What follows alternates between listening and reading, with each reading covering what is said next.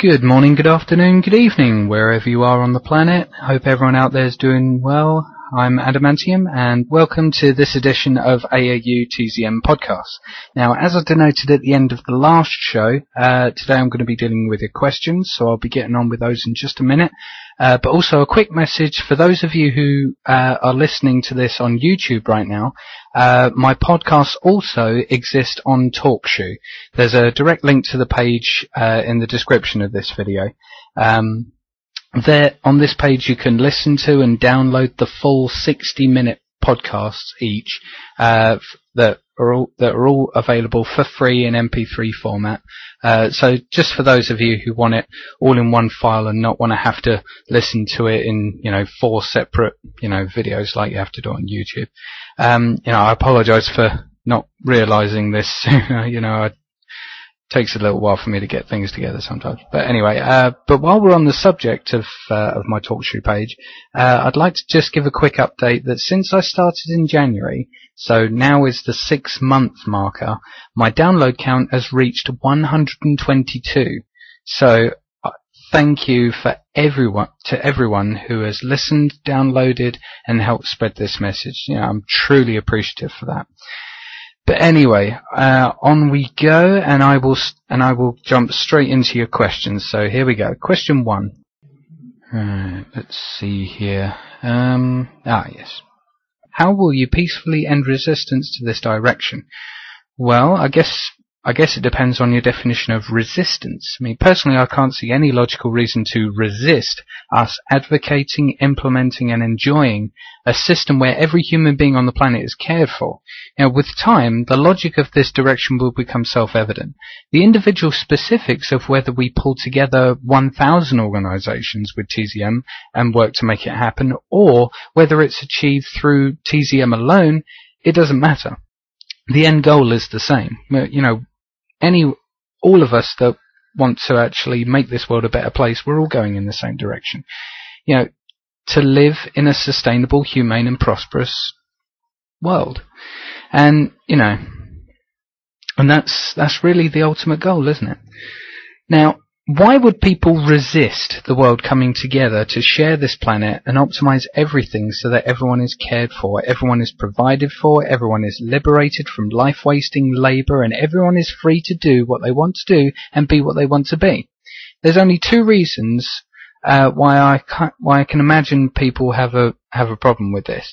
First is those who have a severe case of capitalist conditioning and is staunchly against anything that impinges upon their illusion of a right to be a greedy, ignorant bully.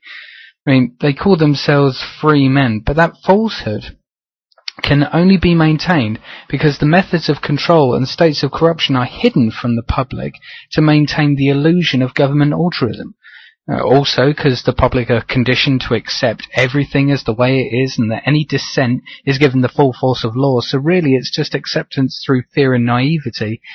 And also, the supposed mandatory use of money keeps people in line because everything has a price tag, or virtually everything, and your freedom only extends to the bounds of your bank balance. Now, they call that freedom, and yet they accuse an RBE of being an oppressive system. It really amuses me sometimes, and it's just blatantly obvious to me. But then again, I actually use this grey thing in my skull. It's called a brain. But the other reason that people would resist this would be that they're suffering from some severe moral distortion or psychological problem. Either way, as far as I'm concerned, if these people feel the need to impinge upon the freedoms of other people, they need to get help. Okay? But overall, to answer this question, I should really put it into 2 different contexts. First, the state we are in currently, where we're advocating this direction, and second, when we're actually putting it into practice and building an RBE. When it comes to the present day scenario, we encourage people to make up their own minds about whether they agree or not. The only thing we ask is that people do enough research in order to fully understand the proposals themselves and the supporting information, and hence have a fully formed and objective understanding of what we advocate. Then and only then can you make a fully formed decision in regards to whether this is really for you or not. I mean, when it comes to people who choose to attack us or launch hate and deception campaigns against us, we lovingly refer to them as trolls. Fortunately, there are only a small handful of individuals, dedicated as they are, but there are only a handful of them who are determined to smear us as far as they possibly can. We have to do what we can to make sure that while we respect their freedom of speech, we also recognize that there is a certain boundary of animosity and bullying that they teeter on and regularly cross. So we need to call them out for whenever they do that. In such instances, we must take objective steps to report that. Okay? It's not our job, however, to engage them or attempt to reason with them. I know it's extremely tempting. I myself am guilty of falling to this temptation in the past because, I'm perpetually driven to try and reason with people. I mean, I have wasted hours trying to reason with trolls. However, there are some people who simply cannot be reasoned with. They've already made up their minds about who and what we are, and they feel the need to spread their message of hate and misinformation.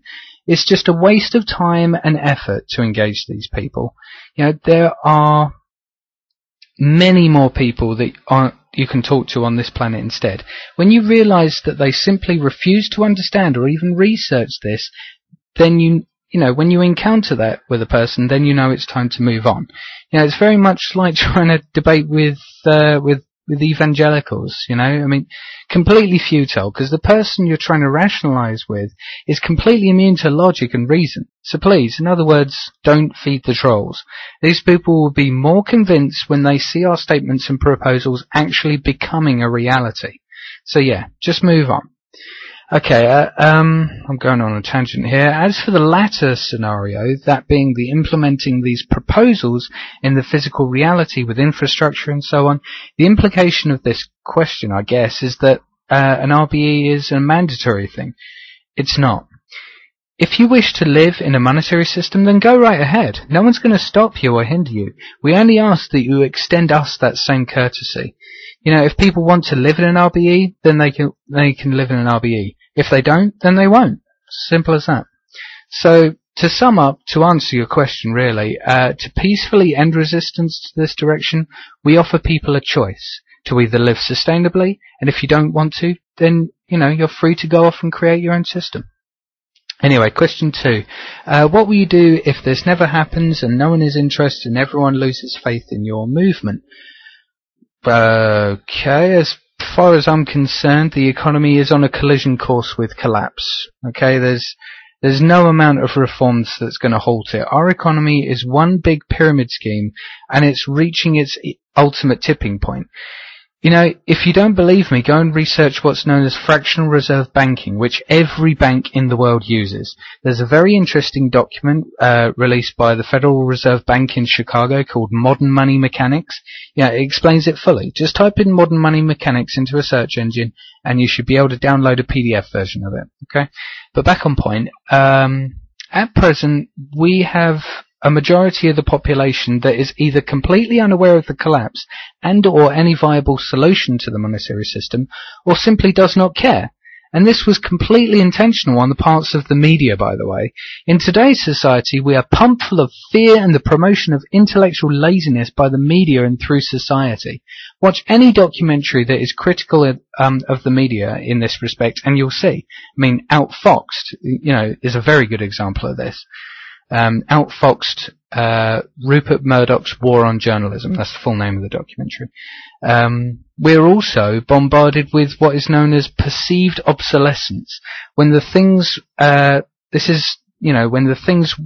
we own are made to appear redundant or old or unfashionable as quickly as possible by means of advertisements, marketing, and the status orientation that certain new goods have, as opposed to sticking with the old ones, irregardless of whether they work or not.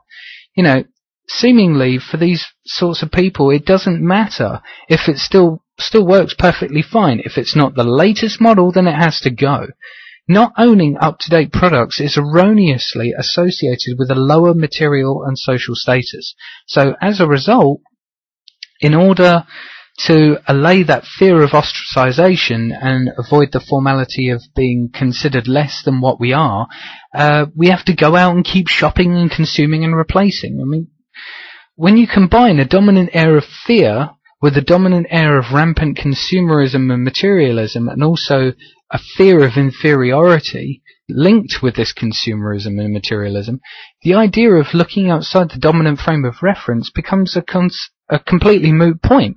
It becomes a concept that is difficult and, if not impossible, for people to have time for, let alone fathom. People seem to be quite cozy in their little bubble. There is only one thing that has the potential to wake up billions of docile, materialistic, apathetic consumers. And even though none of us in the movement want to see this, we just recognize this as an empirical fact. And that is the complete economic, ecological, and geostrategic collapse of the planet Earth. And this collapse is what we are flat out sprinting towards. Remember the runaway train analogy that I used in my Dispelling Myths podcast? I mean, if you haven't heard it, I recommend looking that up so you can get a complete angle on what I'm talking about here. Also, I suggest you look up the work of a man called Michael Rupert. That's Rupert with 2 P's. And take in some of the information he has on offer. I mean, I don't personally agree with all of his predictions, but he has got a lot of interesting and insightful information. Okay, question 3. One thing that makes me doubt, for want of a better word, is that my family completely disagrees with this ever happening. There are arguments between them and my partner who feel strongly about this. I want to be able to express my perception and my ideas to them and hope they can understand, but in order for me to help, I need to know how to approach them. Okay, well, I guess that depends upon the specifics of your perception when it comes to these matters. If you agree that an RBE is viable, then I would suggest to calmly sit them down and talk to them about, certain things and try and build a common ground.